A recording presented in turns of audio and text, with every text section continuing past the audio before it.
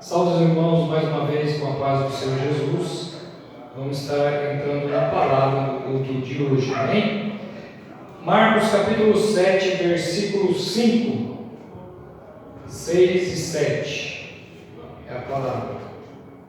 E diz assim: interpelaram-no os fariseus e os escribas: por que não andam os teus discípulos de conformidade com a tradição dos anciãos, mas comem com as mãos por lavar? Respondendo-lhes: bem profetizou Isaías a respeito de vós, hipócritas, como está escrito: este povo honra-me com os lábios, mas o seu coração está longe de mim. E em vão me adoram, ensinando doutrinas que são preceitos de homens. Amém? Glória a Deus. Este povo me honra com os lábios, mas o seu coração está longe de mim. Amém? É a palavra desta noite. Vamos estar orando. Senhor meu Deus, eterno Pai, estamos aqui, Senhor, para trazer a tua preciosa palavra nesta noite, ó Pai querido. Vem com a direção do teu Santo Espírito, ó Pai querido, e alcança cada um, ó Deus, que está assistindo agora, Senhor. Que esta palavra venha edificar a cada um, que nós venhamos sair transformados por ela, ó Deus. É o que nós lhe pedimos, ó Pai querido. Amém. Glória a Deus. Irmãos, nós estamos terminando a quarentena imposta pelo governo, mas do jeito que está andando a carruagem, como diz o ditado, parece que vai se estender, porque o número de mortos e infectados só tem aumentado. E parte é culpa da própria população que não faz o que foi orientado para se fazer. Muitos ainda descumprem, deixando de fazer o que se deve e o que foi orientado. Diante disso, eu creio firmemente que o Senhor ele fechou as portas da igreja, dos templos, não da igreja, porque a igreja somos nós, mas dos templos. O Senhor não permitiu mais que fosse feito culto onde todos nós nos reuníssemos cultuando ao Senhor. E creio que isso é da vontade de Deus, porque nós chegamos num ponto onde muita coisa precisa ser mudada. Diante da palavra que foi lida e falada aqui no culto passado de domingo, eu quis trazer essa palavra no dia de hoje, qual o Senhor colocou no meu coração, para que nós viéssemos ter um pouco mais de entendimento e um norte a ser seguido, para estar cultuando ao Senhor quando nós voltarmos às atividades, ou nesse período de quarentena no culto online mesmo, mas desde já iniciando uma adoração diferente, verdadeira, em espírito e em verdade. Irmãos, eu marquei alguns tópicos, qual eu creio que nós precisamos mudar. É tempo de mudança, e o amor tem que ser a Deus e as coisas de Deus, deixando as coisas do mundo de lado. Muitos têm vindo para a igreja buscando primeiramente prosperidade, mas lá em Mateus 6, 25 ao 34, qual a Carol vai estar abrindo, nos ensina que nós devemos depender de Deus. A gente vê igrejas lotadas e percebe que o Senhor não quer mais isso. Igrejas lotadas onde as pessoas buscam prosperidade, campanhas onde as pessoas buscam prosperidade, bens materiais, e não é isso que o Senhor nos ensina na sua palavra, porque lá em Mateus 6, do 25 ao 34 diz: e entrando logo apressadamente pediu ao rei. Não, está errado. Está errado. Do Mateus 25. É Mateus 6, está no Marcos.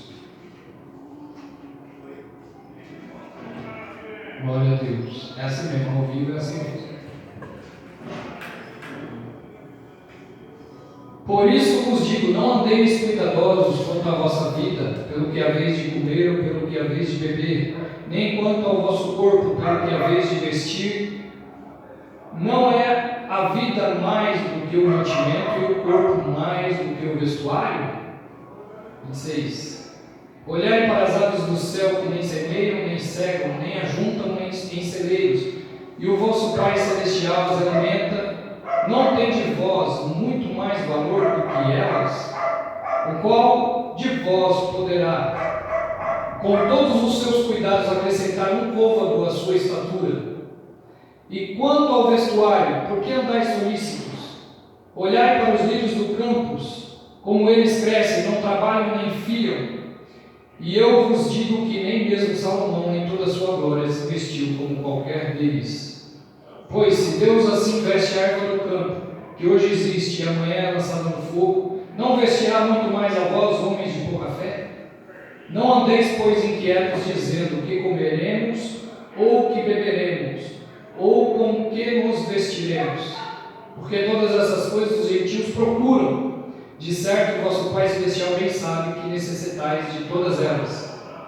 Mas buscai primeiro o reino de Deus e a sua justiça, e todas essas coisas vos serão acrescentadas. Amém? Glória a Deus. Aí tá bom. O Senhor, Ele nos ensina a depender completamente dEle, buscando primeiramente o reino de Deus e a sua justiça, e as demais coisas nos sendo acrescentadas. Portanto, irmãos, não devemos buscar a Deus pelo que Ele faz ou pelo que Ele vai nos dar, mas somente pelo que Ele é, como foi cantado aqui nesta noite, pela sua grandeza, por sua soberania, por ser realmente Deus, dependendo completamente dEle. Não buscar a Deus por barganha nem por troca, ou querendo algo em troca do que nós estamos fazendo, mas dependendo unicamente do Senhor, colocando as coisas dele em primeiro lugar na nossa vida, colocando a igreja, as coisas do Senhor em primeiro lugar, e Ele nos acrescentará, buscando primeiro o reino de Deus e a sua justiça, sendo justos, e Ele nos acrescentará tudo quanto nós precisamos, antes mesmo de nós pedirmos, antes mesmo de nós clamarmos. O Senhor sabe o que você precisa, o Senhor sabe o que você necessita, e Ele providenciará para você, como Ele providencia para as aves do céu, como Ele providencia para as ervas do campo. Quanto mais você, que vale muito mais do que isso, Ele providenciará também. Então não é este o caminho que nós devemos tomar, e que muitos têm tomado, mas devemos deixar isso de lado. Não adianta. Devemos buscar primeiro o reino de Deus e depender completamente dele, tendo fé, porque sem fé é impossível agradar a Deus. Outro tópico, já que nós temos pouco tempo, é a oração. Muitas pessoas só buscam a Deus na hora da dificuldade, quando está na prova, quando precisa de algo, aí corre para a igreja para orar, vem nas consagrações, vem nas orações de terça-feira, ora em suas casas, ora pela madrugada, mas quando está em necessidade, quando está em apuros, busca o Senhor, começa a fazer até campanha de oração, ora mesmo de verdade, mas depois que recebe a bênção, depois que Deus traz a cura, depois que Deus dá o livramento, cessa-se a oração. Aí as pessoas esquecem de orar, passam os seus dias entretidas com outras coisas e não oram mais a Deus, não buscam mais a Deus. Mas a oração, ela deve ser um hábito na vida do cristão. O Senhor Jesus mesmo nos ensina que Ele orava o tempo todo. Ele orava pela madrugada, pela noite, Ele orava durante o dia, Ele orava constantemente. O Senhor se retirava a fim de orar e falar com Deus, não porque Ele precisava, não porque Ele necessitava, não porque Ele estava passando pela prova, mas unicamente para ter uma comunhão com o Pai. Não deixava a comunhão desaparecer, Ele ficava em constante comunicação com o Pai, sabendo a vontade do Pai e cumprindo a vontade que Ele queria. Era assim que o Senhor Jesus fazia. Ele tinha todo o poder, Ele sabia muito bem quando as pessoas chegavam próximos a Ele, Ele sabia muito bem o que elas estavam pensando, o que elas queriam. O Espírito de Deus estava sobre ele, mas ele nunca deixou de orar em um só momento, madrugadas, noites e dias, orando constantemente a Deus. E ele deu esse exemplo a nós, para que nós seguíssemos esse exemplo, para que nós fizéssemos igual e buscasse ao Senhor em todo o tempo. E só para deixar para a meditação da igreja, abre Mateus 26, 41. Mateus 26, 41. Vigiai e orai para que não entreis em tentação. Na verdade, o espírito está pronto, mas a carne é fraca. Se nós não estivermos em constante oração e vigilância, irmãos, caímos em tentação. Deixamos de fazer a vontade de Deus. Nos enganamos com os enganos do inimigo deste mundo, porque não estamos vigilantes, não estamos em oração. O Espírito quer fazer o bem, o Espírito quer fazer a vontade de Deus, mas a carne não deixa. A carne é fraca. Por isso devemos orar constantemente. A palavra do Senhor diz que devemos orar em todo o tempo, sem deixar de orar um só momento, mas estar em constante comunhão com Deus. A oração tem poder. Precisamos, quando nos reunir para orar mesmo, para buscar o Senhor, que grandes coisas o Senhor faz, não só por você que está orando, mas por toda a igreja e por aqueles que necessitam aí fora. Deve ser um hábito do cristão a oração, não só na hora da dificuldade, não só quando precisa, mas todo o tempo conversar com Deus, conversar com seu Pai. Amém? Outro tópico aqui é a leitura da palavra. Muitas pessoas só procuram a Bíblia quando quer que Deus fale alguma coisa. Aí pede para alguém abrir a Bíblia. Abre a Bíblia aí para mim, para ver o que Deus tem falado para mim, o que Deus quer falar. Ou só quando vem aos cultos e ouve uma pregação, e muitas das vezes vem até pensando no caminho, vamos ver se a palavra hoje vai falar alguma coisa comigo. Incrivelmente, irmãos, ainda encontramos cristãos, crentes, que têm vários anos de evangelho, que não conhecem a palavra de Deus, não conhecem as histórias contidas na Bíblia, não conhecem os exemplos dos profetas, não conhecem os atributos de Deus, não sabem quem é Deus. Até canta, eu quero conhecer Jesus, mas não lê a sua palavra para verdadeiramente o conhecer. São levados de um lado para o outro por toda sorte de doutrina, por toda sorte de engano, porque não lê a palavra de Deus. Devemos ler constantemente a palavra de Deus. Oséias 4,6, e diz que o meu povo foi destruído porque lhe faltou o conhecimento. Porque tu rejeitaste o conhecimento, eu também te rejeitarei, para que não sejas sacerdotes diante de mim. E visto que te esquecestes da lei do teu Deus, também eu esquecerei dos teus filhos. Essa palavra é muito forte, irmãos. Veja que o povo é destruído porque não conhece. Porque vêm enganadores, falsos profetas, falsos pregadores, falsos apóstolos, que pregam o que eles querem para benefício próprio, do jeito que eles querem, na visão que eles têm e não dentro da verdade. E muitos acabam seguindo erroneamente e são destruídos. E muitos, quando a gente fala, leia a palavra, não ouve, rejeita esse ensinamento, rejeita o conhecimento de Deus. E olha o que Deus fala: assim como eles rejeitaram o conhecimento, eu também os rejeitei, para que eles não sejam sacerdotes diante de mim. E a palavra de Deus diz que todos nós somos chamados para ser sacerdotes do Senhor, para levar a palavra, para fazer a obra dele. E o Senhor, quem não quer conhecimento da palavra, o Senhor rejeita. E visto que eles esquecem os ensinamentos do Senhor, o Senhor também esquecerá dos seus filhos. Esta palavra é válida até hoje, irmãos. O Senhor é o mesmo, ontem, hoje, eternamente. É Ele que determina as coisas, Ele falou e Ele vela por sua palavra, Ele é fiel à sua palavra. Então não rejeite o conhecimento do Senhor, mas busque conhecer cada vez mais o Senhor. Pegue a Bíblia, leia a Bíblia nesse tempo que você tem ocioso, nesse tempo de quarentena. Buscar e conhecer ao Senhor verdadeiramente, não só da boca para fora, não só cantando em louvores, mas buscar conhecimento mesmo do Senhor, saber quem é Ele, o que Ele faz, o tamanho do seu poder e da sua grandeza. É isso que nós devemos fazer. Abre aí Hebreus 4:12, por favor, ainda dentro desse tópico. Porque a palavra de Deus ela é viva e eficaz, ela é mais penetrante do que uma espada de dois gumes, ela penetra até a divisão da alma e do espírito, das juntas e das medulas, e é apta para discernir os pensamentos e a intenção do coração. Muitas pessoas, irmãos, preferem viver no engano, preferem viver no seu pecadinho lá, no seu pecado de estimação muitas das vezes, e não ler a palavra, porque a palavra ela confronta.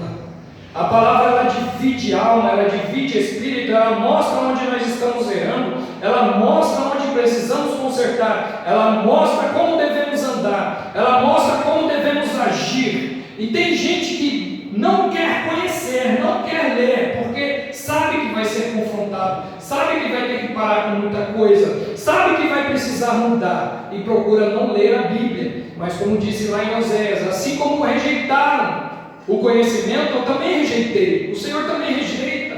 Não sejam rejeitados, mas busque conhecimento do Senhor. Deixa a palavra de Deus te moldar, te transformar, mudar o seu pensamento, o seu modo de agir, o seu modo de falar, para que você venha verdadeiramente ser um servo do Senhor, fiel.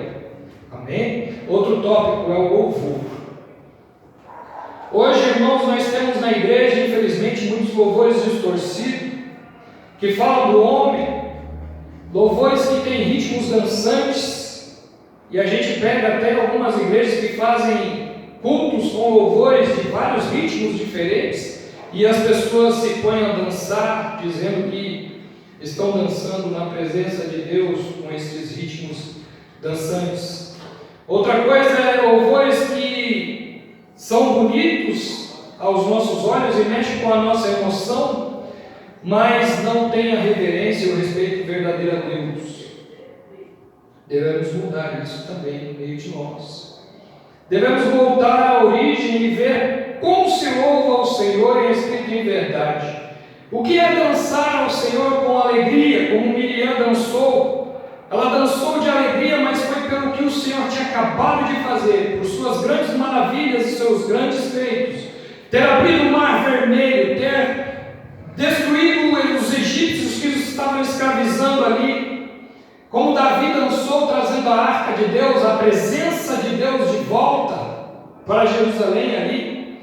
Então eles dançaram diante a tamanha alegria das coisas tremendas que Deus tinha feito. E é assim que nós devemos dançar na presença de Deus. Louvar ao Senhor pelo que Ele faz, pelo que Ele fez, pela sua grandeza, por sua soberania, por ser o Rei dos Reis, o Senhor dos Senhores.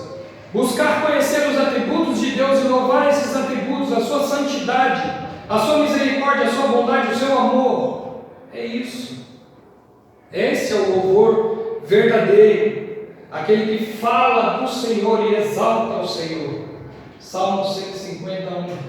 Louvai ao Senhor, louvai o Deus no seu santuário, louvai-o no firmamento do seu poder, louvai-o pelos seus atos poderosos, louvai conforme a excelência da sua grandeza. Olha isso. Louvai por seus atos poderosos. Louvai conforme a excelência da sua grandeza, e cantar o poder de Deus, o que Ele faz poderosamente, cantar a sua excelência, a sua grandeza. É isso que nós devemos cantar. Não falar de nós, mas Deuteronômio 10:21. Glória a Deus, aleluia.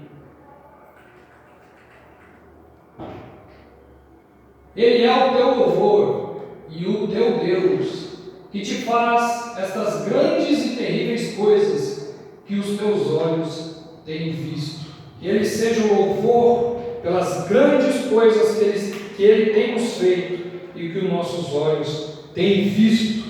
É isso que nós devemos louvar. Marquei Salmo 30:11. Bota aí, Salmo 30:11 e 12. Glória a Deus. Aleluia. Pelo que Ele fez por nós, tornaste o meu pranto em folguedo ou em riso, desataste o meu pano de saco e me cingiste de alegria. Pelo que Ele fez por nós, é isso que nós devemos cantar, pela sua salvação.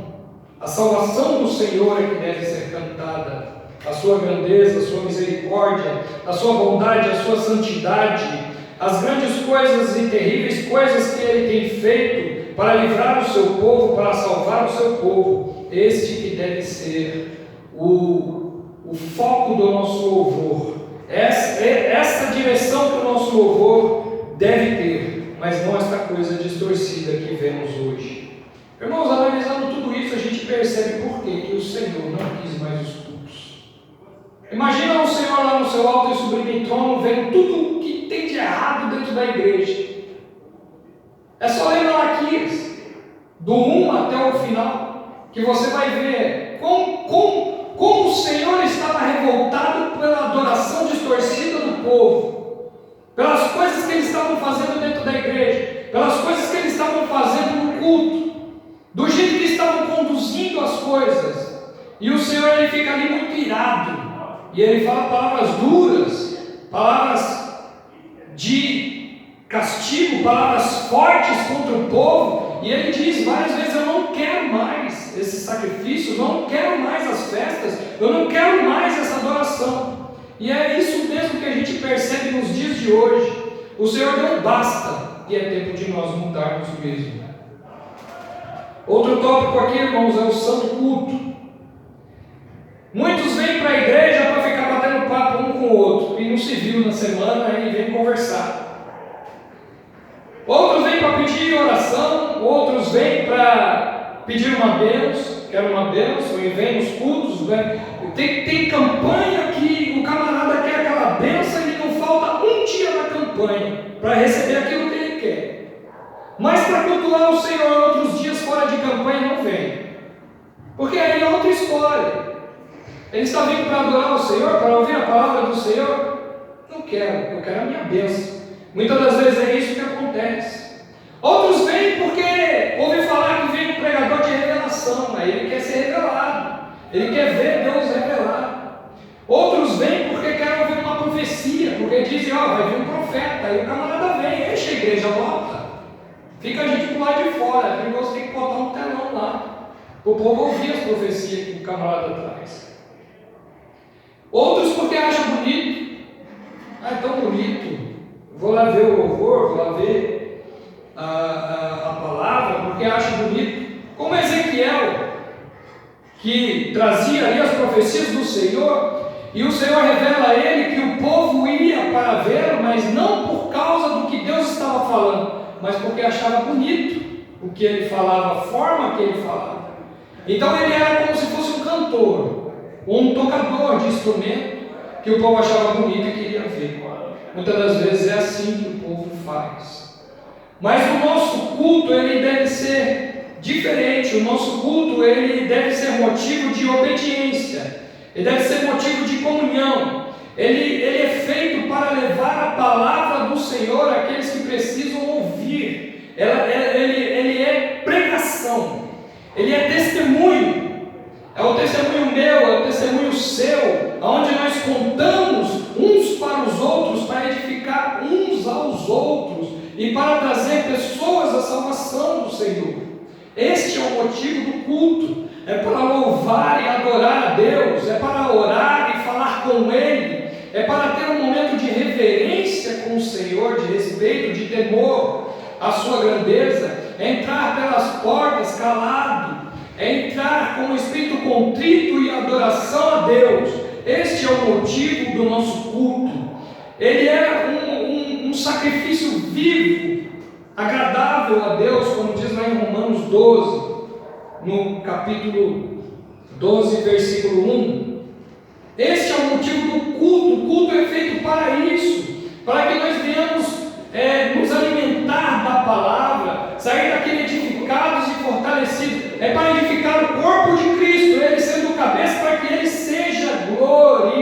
glorificado através de nós. É para isso que serve o culto. E Paulo diz aí: rogo-vos, pois, irmãos, pela compaixão de Deus, que apresenteis os vossos corpos em sacrifício vivo, santo e agradável a Deus, que é o vosso culto racional. Não é só no momento que nós estamos aqui reunidos dentro da igreja, mas é todos os momentos, todas as horas e minutos da nossa vida, apresentando os nossos corpos em sacrifício vivo, santo e agradável a Deus, sacrificando a nossa vontade, as nossas paixões e concupiscências. É isso que é o nosso culto racional a Deus. Andar em santidade constante com o Senhor. Este é o culto que nós devemos apresentar a Deus. Quando voltarmos a nos reunir, é ter o pensamento de fazer o melhor para Deus, para que Ele possa, através de nós, fazer a sua obra, alcançar quem precisa, curar o que está doente, trazer aquele que precisa ser salvo, para que venha se converter dos seus maus caminhos, através do nosso testemunho, daquilo que nós fazemos, trazer uma edificação do corpo de Cristo e fazer com que Ele seja glorificado por nossos vizinhos, do lado, da esquerda, da direita, da frente e de trás, por aquilo que nós fazemos para o Senhor. É nos reunir por Ele, para Ele, porque tudo é dele. Amém? Glória a Deus. Do jejum. Irmãos, muitos jejuam por bênção. Jejuam porque fazem um propósito e querem algo em troca. Querem uma cura, querem um milagre, querem alguma coisa, jejuam muitas das vezes porque quer aquela bênção, mas tira aquele tempo de jejum fazendo outras coisas, trabalhando, cuidando dos seus negócios, dos seus afazeres. Dificilmente pega aquele jejum para estar lendo a palavra e louvando ao Senhor, adorando ao Senhor. E não é assim que nós devemos jejuar. Mateus 6, 16 ao 19. E quando jejuares, não vos mostreis contristados como os hipócritas, porque desfiguram os seus rostos, para que aos homens pareça que jejuam. Em verdade vos digo que já receberam o seu galardão. Tu, porém, quando jejuares, unge a tua cabeça e lava o teu rosto, para não pareceres aos homens que jejuares, mas a teu Pai que está em secreto, e teu Pai que vê em secreto te recompensará publicamente. Não ajunteis tesouro na terra, onde a traça e a ferrugem tudo consomem, e onde os ladrões minam e roubam. Para aí. O Senhor, ele começa falando do jejum e entra nessa parte de não ajuntar tesouros na terra, onde a traça e a ferrugem tudo consome, onde os ladrões minam e roubam. O Senhor, ele fala do jejum para que nós não demonstremos que estamos jejuando, mas façamos isso em secreto, para que o Senhor em secreto nos recompense. Mas ele dá o sentido do jejum logo no versículo 19.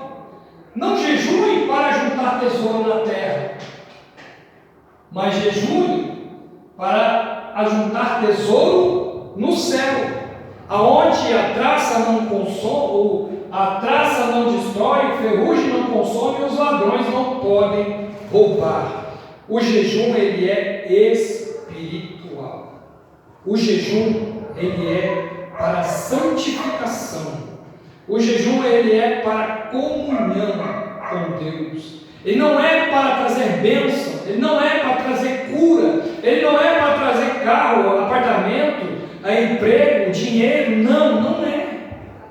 O jejum, ele é para matar as vontades da nossa carne, para que o nosso espírito venha sobressair sobre a carne, vencer a carne, vencer o que a carne quer, e a gente florescer os dons do Espírito. O jejum, ele é totalmente espiritual. As pessoas trazem o jejum, muitas das vezes caminham fazendo o jejum, mas por outros motivos. Tem tanto motivo. mas não é espiritual, muitas das vezes. E o jejum, ele é espiritual. O corpo pede a comida, o corpo pede a água, e você diz não para ele. Você está condicionando o teu corpo, treinando o teu corpo, para quando ele quiser pecar, para quando o pecado bater a porta e ele quiser o pecado, você vai dizer não para ele da mesma forma. Ele vai estar condicionado, mortificado para o pecado, e você andará em santidade, em comunhão com Deus. É isso. É para isso que serve o jejum. E é assim que nós devemos jejuar. Glória a Deus. Eu não sei se eu pedi Mateus 9,15, também falando disso. E disse-lhe Jesus: pode porventura andar triste os filhos das bodas enquanto o esposo está com eles? Dias, porém, virão em que lhe será tirado o esposo, e então jejuarão. Os discípulos de João Batista perguntaram para Jesus por que os discípulos de Jesus não jejuavam como eles jejuavam e os fariseus jejuavam. Então Jesus responde: eles não jejuam porque o noivo está com eles. Ora, se o noivo está com eles, como eles podem jejuar nas bodas se o noivo está junto? Não tem como. Você está numa festa de casamento fazer o jejum se o noivo está lá. Mas quando o noivo for tirado deles, aí sim eles jejuarão. Por que jejuar? Para que nós possamos trazer a presença de Deus à nossa vida, fazer florescer, aflorescer a nossa espiritualidade. É totalmente espiritual, em comunhão com Deus. Eu estou sendo bem rápido, irmãos, porque o tempo não nos permite. A gravação, para ser postada no YouTube, ela não pode ser muito grande, por enquanto. Dos dízimos e ofertas.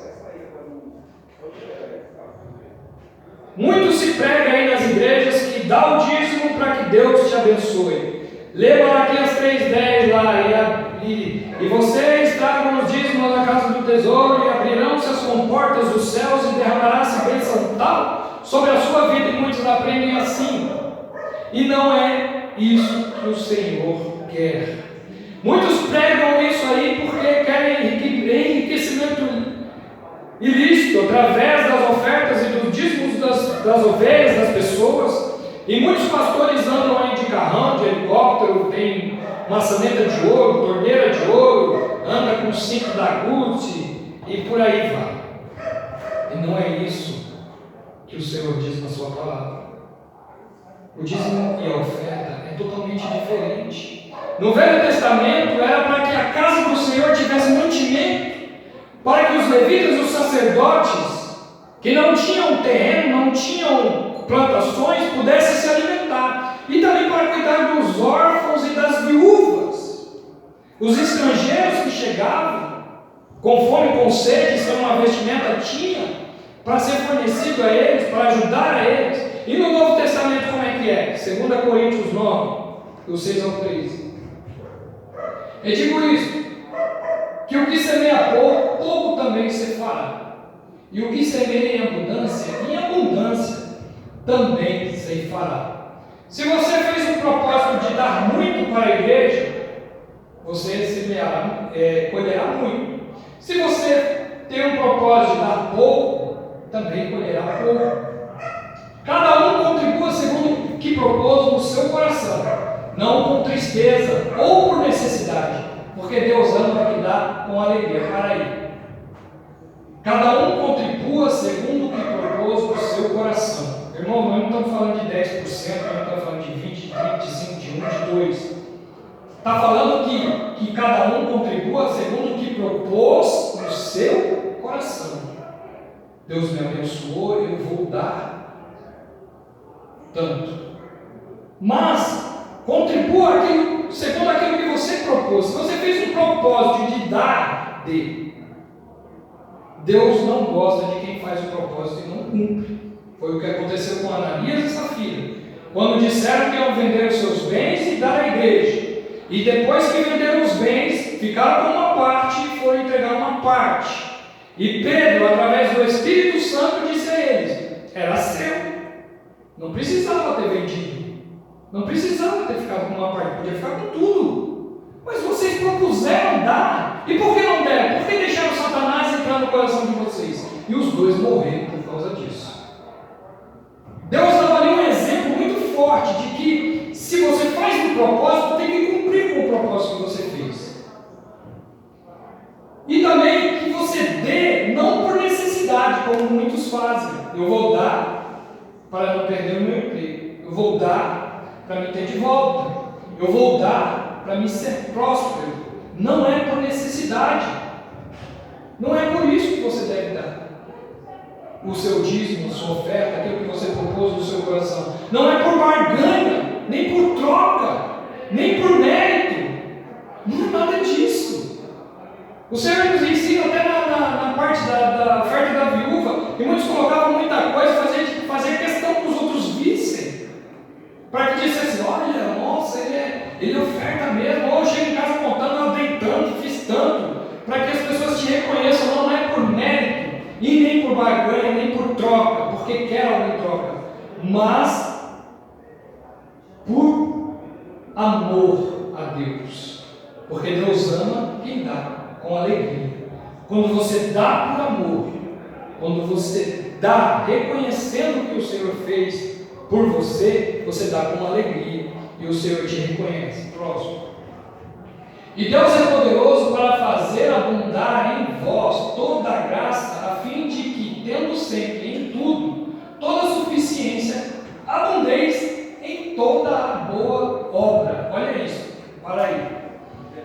Deus é poderoso para fazer abundar em vós toda a graça, a fim de que você, tendo sempre e em tudo toda a suficiência, tudo aquilo que Ele supre para você, sendo suficiente em todas as áreas que o Senhor te dê, também você abunde em boa obra.